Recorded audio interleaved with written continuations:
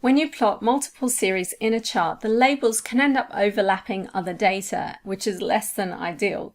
Now we can avoid this with custom chart label positions assigned to a ghost series.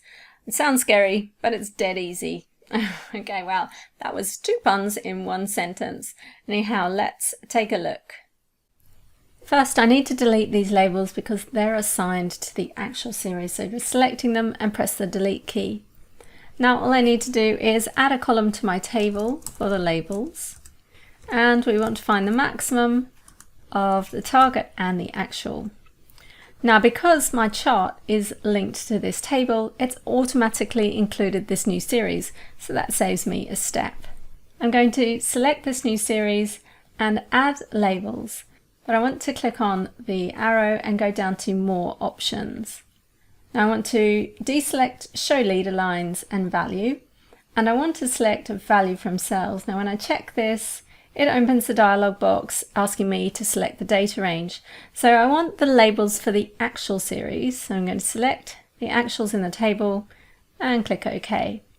So now we have the labels for the actuals assigned to this new series called labels. All I need to do now is make this new series a ghost. So I'm going to select the columns, and on the paint bucket in the Format Data Series pane, I'm going to choose No Fill and No Line for the border. Now we have a little bit more tidying up to do. I've now got an extra item in my legend for the labels, so I'm going to left click once and left click again to select the labels item and press delete. We don't need that. Now my readers might be confused about which series these labels relate to, so I'm going to color code them to match the column color for the actual. So up on the Home tab, this is the color for my column, but it's a bit pale when it's in a font, which is quite fine. So I'm going to select this color up here. It's a little bit darker, but you can't really tell looking at it on the face of the chart, and it's just going to make it that bit easier for my reader. So there you have your own custom chart label positions assigned to a ghost series. Now you can also use ghost series to fix the axis height, which is handy when you have multiple charts that you want plotted based on the same vertical axis scale.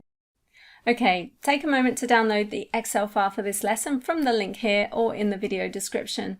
I hope you can make use of this technique. If you like this video, please give it the thumbs up and subscribe to my channel for more. And why not share it with your friends who might also find it useful. Thanks for watching.